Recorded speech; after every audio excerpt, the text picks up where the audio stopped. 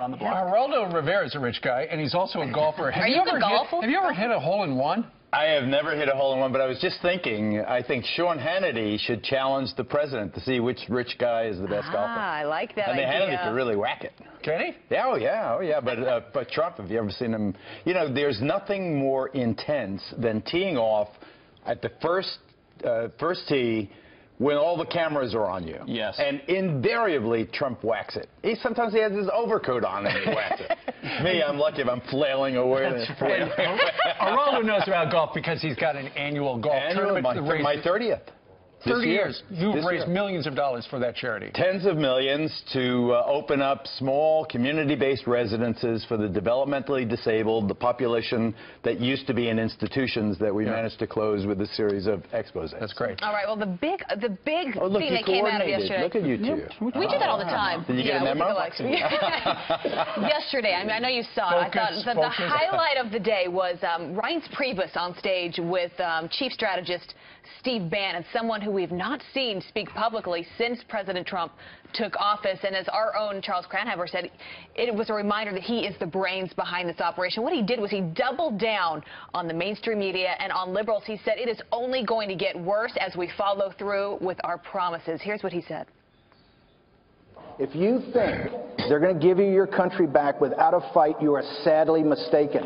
Every day it is going to be a fight, and that is what I'm proudest about Donald Trump. All the opportunities he had to waver off this, all the people have come to him and said, oh, you got to moderate. Every day in the Oval Office, he tells Reince and I committed this to the American people, I promised this when I ran, and I'm going to deliver on this. So he says they're going to deliver and not back down. You know what was surprising? Just to see him speak, to see, right? You know, you expected Darth Vader, and then Reince Priebus is Dr. No, so Darth Vader, Dr. No, spewing fire, to actually hear them cogently presenting their arguments. I think that was surprising and comforting. Isn't that a reaction, though, to the very opposition media that he talks about? They've created this Darth figure character. Saturday Night Live literally portrays him as the Grim Reaper. I mean, it turns out he's a guy who's thoughtful and has thought these things through and is working with Donald Trump to make it happen. I absolutely agree, Pete, but part of the thing has been that he has cultivated this aura of mystery. He has not spoken heretofore. And to see him come out and be not only relaxed and coherent, but also, you know, making a powerful argument to that audience particularly, you know, with no apologies. And I thought that it was very, very effective. Now, a lot of people obviously have tremendous misgivings on a lot of fronts. I'm sure we'll talk about it. Well, we will indeed. But, you know, talking about how he pulled back the curtain a little bit, we've got a soundbite where Steve Bannon, the chief strategist, made us realize that essentially the administration looking forward sees the world in three buckets, at least he does, and we've never heard it described this way, and it makes a lot of sense. Listen. Look at the lines of work. I kind of break it out into three verticals or three buckets. The first is kind of national security and sovereignty, and that's your intelligence, the Defense Department, Homeland Security. The second line of work is what I refer to as economic nationalism, and that is Wilbur Ross at Commerce, Steve Mnuchin at Treasury, Lighthizer at Trade, Peter Navarro, Stephen Miller, these people that are rethinking how we're going to reconstruct our trade arrangements around the world. The third, broadly, line of work is what is deconstruction of the administrative state. And it's really interesting because the way they see it, you've got these three buckets or teams where whatever comes our way, they will react.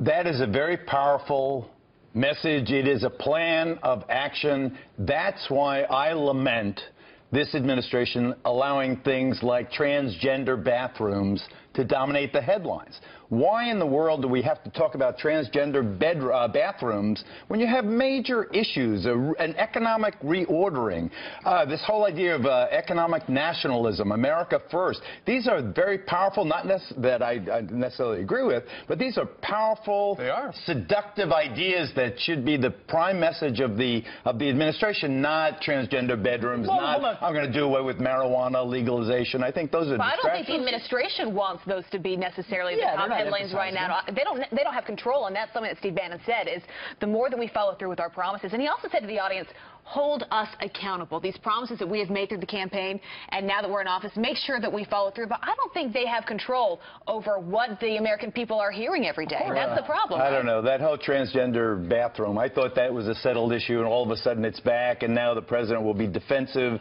in terms of, social liberalism.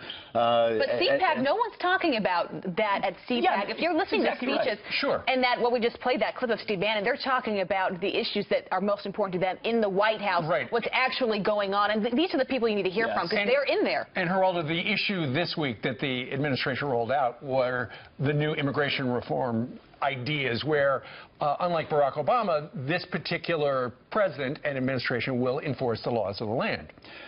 You have actually two voices, though, Steve, coming out on immigration. You have the Secretary of State, Rex Tillerson, in Mexico City with General Kelly. No mass deportations. No mass deportation and no military involvement. On the other hand, you have the administration figures in D.C. talking very tough, bare-knuckled, and scaring people. And I think that they should get on the same page. Well, because I think that what you don't want to do is why make people, but Pete, why make people frightened if you have a coherent, business-like approach? Again, not necessarily that I agree with, but that's what you present. But Geraldo, it's been the mainstream media that has scared people, because the day after they rolled out, they unveiled what was going to be in the executive order, then the mainstream media said, get ready for mass deportations, which they're not talking about. They're talking about going after the worst of the worst, and if somebody who is in this country illegally with a criminal record is caught up in a raid, they're probably going to go home, too. I don't disagree substantively with your statement that these are reasonable rather than fringe kind of outrageous ideas.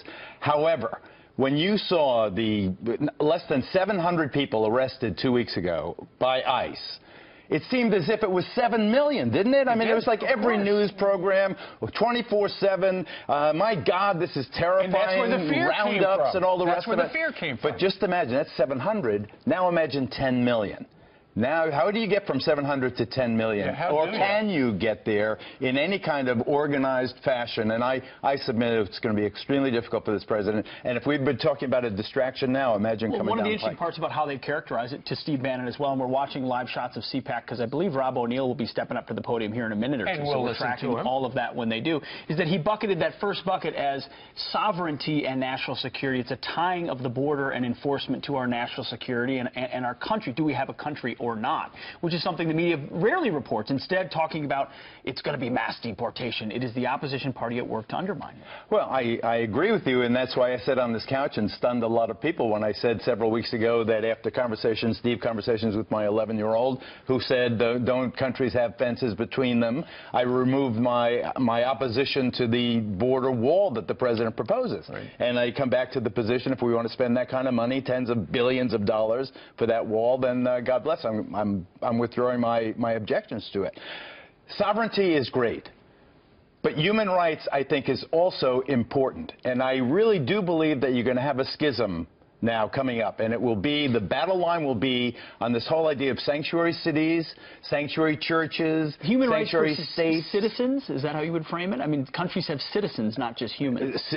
Citizens and legal residents, and others that have a kind of a yellow probationary card, others that are red and we want them out. Of course, sovereignty means that you get to control who's in your country, but I think there's a way to do it where you don't have a war. Now, right now we're watching these town halls. Right now the town halls basically are revolved around, and I don't think this is discussed enough, the repeal of Obamacare. Why? If you look at those audiences, they are generally speaking older white folks. Right. They are worried that any repeal of Obamacare will come at their expense. Why? Because if we do away with overcharging the young and healthy, they are subsidizing the old and sick. But the problem, Geraldo, is they're largely not on Obamacare. Many of them are on Medicare. But tell that to those crowds. I mean, that may be the You also came up and he said, I'm 72 years old, and I don't want him to take away my Obamacare. Wait a minute, you don't have Obamacare. But put together, just visualize what you've seen already, these furious town halls.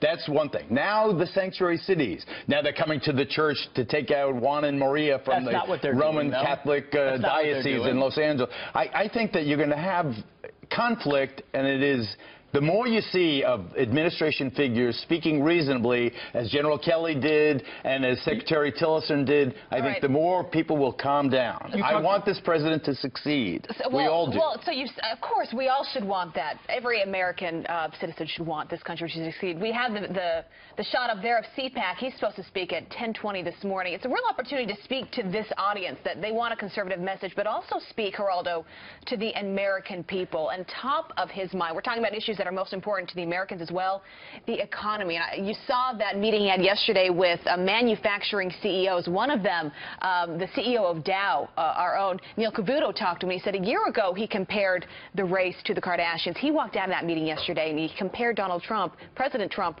to Reagan. He said he is really attracted to what he is talking about with the economy, with taxes. How important is that going to be in his speech this morning?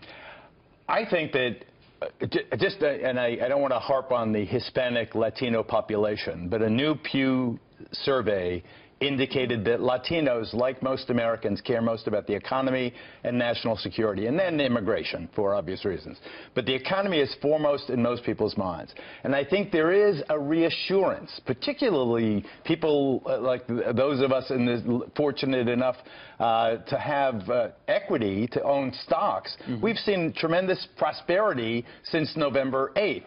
Now, if the president can translate the investor success in recent months to a more generalized economic boom, I think that he does have a chance to be a terrific president. We'll see. Geraldo, always a pleasure. Thank you very much. Stevie, always.